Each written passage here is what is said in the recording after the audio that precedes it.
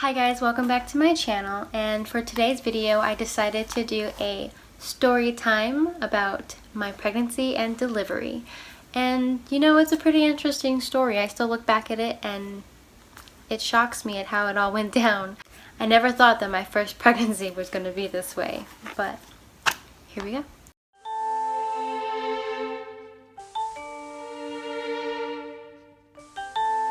So the day before I found out I was pregnant, Ryan was leaving to go overseas because he was getting ready to go on deployment in a couple of months. So they like to send them overseas and get them used to being on the ship for a certain amount of time. I found out that I was pregnant and it was on my birthday, and man, I still get shocked at it because it's crazy to me. I can't believe that. I had to wait till Ryan contacted me so I could tell him, and he was excited. Like, I'm still shocked to this day at how excited he was because, I mean, I was in shock. The first person that I told was my dad and then my mom. They both took it really well. My mom was excited. My dad was more like, I'm happy for you, daughter. You will make a great mom. No, I'm just kidding. He was just like, that's a big responsibility type of thing. It took me a while to process that I was pregnant and I was going to be carrying a baby and soon having one. So I was still pretty numb at the moment about the whole thing. I was very nauseous. I was vomiting bad. Just from there, I kind of felt like I was going to have a boy. I know everyone's pregnancy is different, but from what I heard, the more you are nauseous and vomiting, it's a higher chance that it's a boy. I guess that's not with everyone, but for me, that's the case. So how I took care of that was by eating gingerbread cookies, thanks to my older sister. When the first ultrasound came around and I saw my son, I still didn't believe that I was pregnant, even though I was looking at him. I was just like, oh, they photoshopped this somehow. I don't know how they did it, but they did. And then the second ultrasound came around, and this is when I got to hear his heartbeat, and my sister-in-law came with me.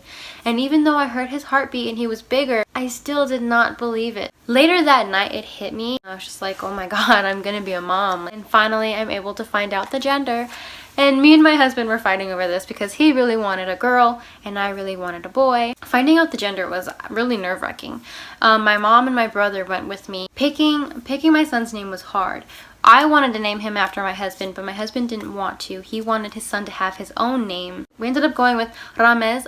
I loved it, he loved it, but when I would tell my family, they looked at me like, what? They didn't know how to say it. Couldn't even pronounce it. Half the time, I couldn't pronounce it. And then we decided Sebastian. And I liked it at first, and then me and my husband both just kind of slid off of that. We didn't really like it anymore. And then after that, we thought of Benjamin. And I was just like, you know, I really like that, and so did my husband, and we stuck with it, and yeah. Around this time, I was getting very depressed because I was 4 months pregnant by that time, and my husband was only being able to talk to me through video chat, text message, phone calls, and it was just really heartbreaking because I wanted him to be there. I wanted, you know, when I pictured being pregnant, I pictured my husband being there with me every step of the way, and he just couldn't. December came around, and I went to Virginia and got to see my husband and spend Christmas with his family. It was amazing. Christmas with them is literally like you're just walking at the North Pole. Like, it's just full of joy. Joy, love. It's amazing. Light. It's something I would most definitely do over and over and over again. I love his family to death. After that, I was supposed to go back home because my husband was going to deploy in January. Me and my husband decided I was going to take the car back home. So I ended up going to North Carolina with him and staying with him all the way until February. I believe he left a couple days before Valentine's Day. It was hard. It was hard because I didn't really get to say goodbye. Like, I did. I was there with him waiting for the buses to come and to take him, you know, but when the moment came and I was watching them, you know, all standing in group and they're separating them from bus to bus, and when they tell him, you know, okay, you know, go, say goodbye, well, he wanted to put his stuff on the bus, not knowing that the moment you get on that bus, you cannot get off. So I was looking at the back of his head the whole time, and then just watched him walk away from me, didn't turn around. I didn't get a look, I didn't get a kiss. He got on the bus, and I just cried. He didn't come back off, so I guess that's it. That next day, me and my mom drove back to Colorado. It was a very hard drive, especially with being pregnant. I was having contractions while I was on the road. I was swelling. It was really hard to deal with. So after that, months are going by, and I'm getting further into my pregnancy. All the nausea was gone. I was just gaining a ton of weight, and I was in a lot of pain. 9 months came around, and I was trying to do all the natural stuff to get my body to go into labor. None of them worked at all. So I wouldn't recommend doing it. Then my view just changed completely. My body aches were getting worse. Like, I can't explain it. My body is very petite, or at least it was very petite. So having that weight gain, it was really hard for me. It was hard on my back. It was painful. And then when I was about, I think, 38 weeks. Yeah, when I was about 37 to 38 weeks, I talked to my doctor about me being induced because of how much pain I was in. But because my pregnancy was perfect, there was nothing wrong, he didn't want to rush my body. So he said, even though it's safe right now, if we did take him out, let's just leave him in there and let him fully cook. Let's get you to 40 weeks, and if he doesn't come by then, we'll have a scheduled induction. So I had a scheduled induction for May 1st, which was his due date, and I went in there at 8 o'clock at night. I was so nervous. My mom was in there with me, and my Auntie Mary was in there with me, and it was really hard. It was a very, very hard thing. I was in pain, I was screaming, all of it. I went all the way to 10 centimeters without medication. I wanted the medication though. I wanted an epidural. I said I wasn't going to do an epidural, but when you're actually in that pain, oh my gosh, I'm crazy for even saying that. For all the women that did it with nothing, Girl. you're amazing. I made it to 10 centimeters, but the moment I found out I was at 10 centimeters, I was like, give me an epidural. So the thing with that is you're not allowed to get an epidural until you're at least 4 centimeters. And the nurse that I had kept saying, You're not 4 centimeters. You're not 4 centimeters. You only dilated half a centimeter. and then an hour goes by, I get a new nurse, she checks me and she says, You're at 10 centimeters. which explains why I'm screaming my head off. So finally, she offers for me to get an epidural. I was like, Yes. please. She gave me the epidural. I honestly can't remember the pain from getting it. Right after that, I laid back down, everything was starting to kick in, and she decided to check me again, and she popped the bag with her fingers. It was causing my water to break and me going into labor. So right after that, she said, okay, we're gonna start pushing. I pushed, I think, maybe 2 times, and then everything stopped. There was panic in her eyes. She stayed calm, but I could see in her eyes that something was wrong. She said something on her little phone that she carries, and then all these nurses came in. They're flipping me onto my hands and knees, trying to get his heart rate back up. His heart rate dropped really bad, apparently, and I just remember crying because I couldn't see what was going on. And when I would look up, I was surrounded by nurses. I couldn't even see my family.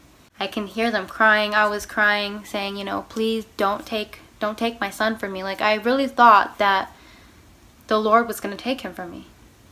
It was a really hard thing to go through because, one of my biggest fears was going into labor and then losing my son. It was one of my biggest fears. And then my husband not being there, it really took a toll on me. I did not ever want to go through that.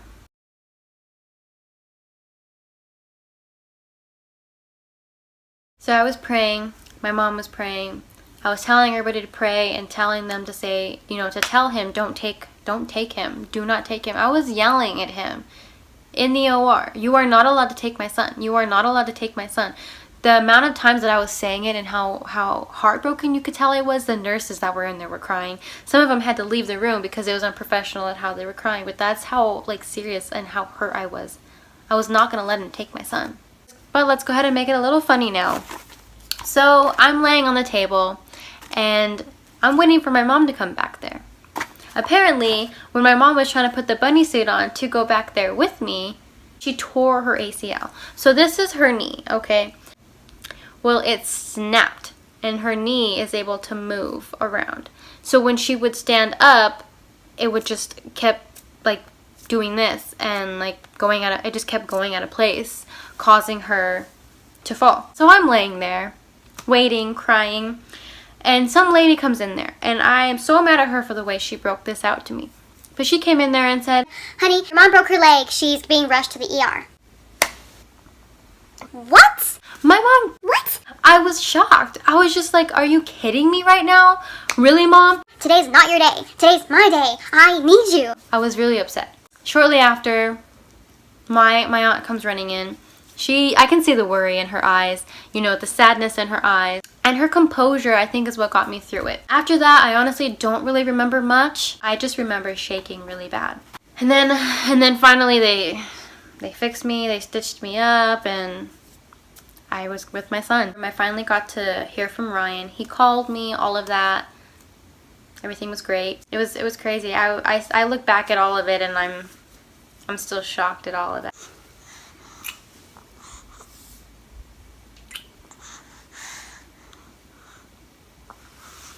Hey. Oh. Hi. Sorry guys, Ryan called and then this little guy woke up. Yeah, he woke up from his nap. Oh. I know. He does not want to be recorded right now. Okay. The ending to my story is that Ryan finally got to meet Benjamin when he was 3 months old, and he fell in love ever since. I hope you guys enjoyed my story time video of my pregnancy and delivery. And if you want to see another story time video, leave it in the comments, guys. Bye.